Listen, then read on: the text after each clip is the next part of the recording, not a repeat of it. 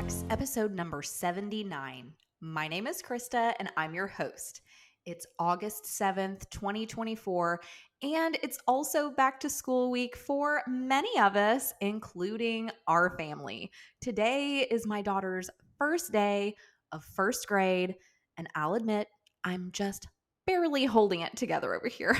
It seems like just last week I was rocking this precious little infant to sleep, and now she's reading books, doing math problems, and wowing me every day with her curiosity, kindness, and smarts. Time really does go by way too fast, and I am trying to hold on to every microsecond of it that I can. With this new school year on the horizon, for many of us, I thought this was a helpful time to revisit episode 32, where I covered back to school transitions because, let's face it, the hazy, lazy days of summer are glorious. However, us mamas know the importance of a routine, and getting back into the groove for a new school year isn't always easy. But before we get into that, I just want to say thanks for tuning in, Mama. I started this podcast because babies don't come with instructions. As of this recording, I am chasing around a 6-year-old that no amount of Googling, mom groups, or books were able to prepare me for. There's a lot of stuff people don't talk about when it comes to pre-pregnancy, during pregnancy, postpartum, parenthood, and all of the above. And as someone who was previously terrified of all of the above, I'm here to help you pull back the curtain on all of it. And every now and then, it may get a little messy. We may share a little TMI, but that's why you're here, right? My goal is you'll leave every episode feeling refreshed, inspired, and hopeful, knowing you're not on this mom journey alone. Now, there's a lot of subject matter to cover when it comes to mom life, and we are covering it all. If you're not following this podcast yet, make sure you hit that follow or subscribe button wherever you listen to podcasts so you don't miss a single episode. Now, let's rewind back to episode 32 with some simple tips for transitioning your family from summer to fall. Now, I stumbled across some fantastic tips from Ashley over at fargomom.com to help us guide through this transition. The first thing Ashley recommends is to start early. Don't wait until the last minute to establish a school year routine, or don't neglect putting together the routine at all. Begin gradually adjusting bedtime and wake up times a couple of weeks before school starts. Hopefully, if you hadn't gotten into that routine quite yet as school was starting, hopefully you're starting to settle into the routine now, because we really want our families to get used to this new schedule without the shock of suddenly having to wake up so early and going to bed so early, right? It's all about easing into the routine. Now, the second tip is setting clear expectations. Sit down with your children and your partner and discuss the school schedule, extracurricular activities, and any other commitments the kiddos may have or your family may have. Help them understand what's expected of them during the school year. Talk through those things, including homework and chores. This can reduce anxiety and make that transition smoother. We all know communication is key. So let's talk about the importance of organization during this time. Staying organized is crucial. Something I highly recommend is creating a family calendar that includes everyone's activities, appointments, and important dates.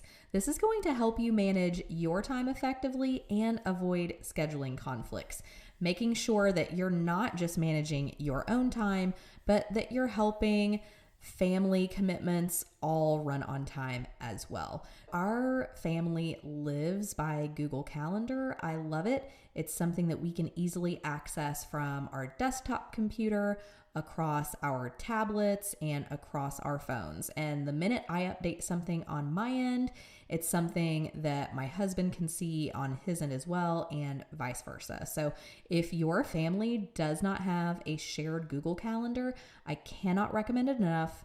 If you don't know how to use it or set it up, just jump on YouTube and look for shared Google Calendar tutorial, and you will find a video to help you walk it through. I promise you that will be a game changer if you are not using that shared family Google Calendar. So it's a fantastic idea. It can keep everyone on the same page, which is very, very important. Now, on to the next tip, prioritizing self-care. This is something we talk a lot about here on Secret Mom Hacks, nearly every episode. We know the school year can be demanding, so it's essential for both parents and children to take care of themselves. Encourage healthy habits like regular exercise, a balanced diet, getting sufficient sleep. Our family loves taking walks and bike rides together. This really helps everyone stay energized and focused. It gets us all up off the couch, away from our screens, off the tablets, away from the TV, which we enjoy. We love watching family movies together.